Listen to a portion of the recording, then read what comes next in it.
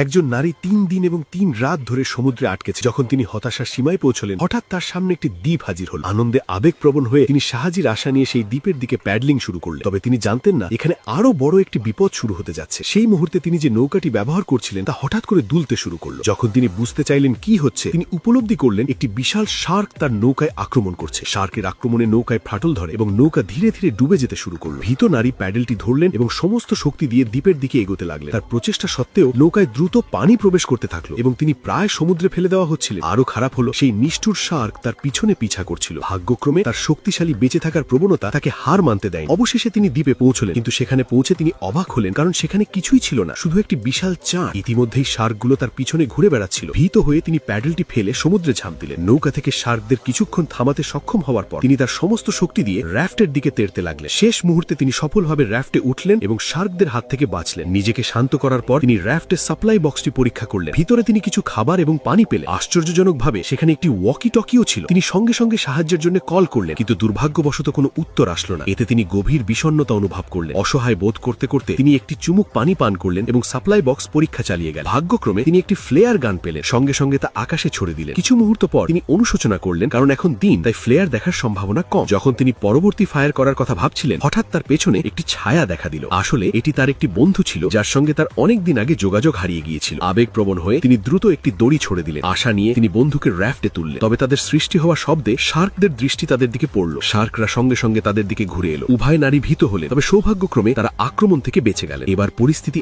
আরো জটিল হয়ে গেল। সমুদ্রে আটকে থাকা কেবল একজন নয়, দুজন হয়ে গেল। উভয় নারী তাদের পরবর্তী পদক্ষেপ নিয়ে চিন্তিত থাকাকালীন হঠাৎ ওয়াকি টকি চালু হয়ে গেল এবং একটি পুরুষের কণ্ঠ শোনালো। তিনি বোঝালেন যে তিনি তাদের জরুরি কল শুনেছেন এবং তাদের উদ্ধার করতে আসছেন। নারীরা সঙ্গে সঙ্গে স্বস্তি অনুভব করলেন এবং আশা দেখলেন। অপ্রত্যাশিতভাবে শার্ক সম্পর্কে জানতে পেরে পুরুষরা নারীদের বাঁচানোর আগে প্রথমে তাদের মোকাবিলা করার সিদ্ধান্ত নিল। নারীরা বিপদের অনুভূতি পেয়ে তাদের সতর্ক করার চেষ্টা করলেন, কিন্তু তখন অনেক দেরি হয়ে গেছে। হঠাৎ একটি বিশাল গ্রেট ফাইট শার্ক তাদের নৌকায় আঘাত করল। পুরুষদের মধ্যে একজন তার ভারসাম্য হারালেন এবং সরাসরি সমুদ্রে পড়ে গেল। তার সাথী তাকে সাহায্য করার জন্য হাত বাড়ালো, কিন্তু একটি শার্ক তার হাত কেটে ফেলে। ফলে সে তার ভারসাম্য হারায় এবং তিনিও সমুদ্রে পড়ে গেলেন। অবশেষে শার্করা উভয় পুরুষকে দ্রুত খেয়ে ফেলে এবং নারীদের একমাত্র বেঁচে থাকার সুযোগ হাতছাড়া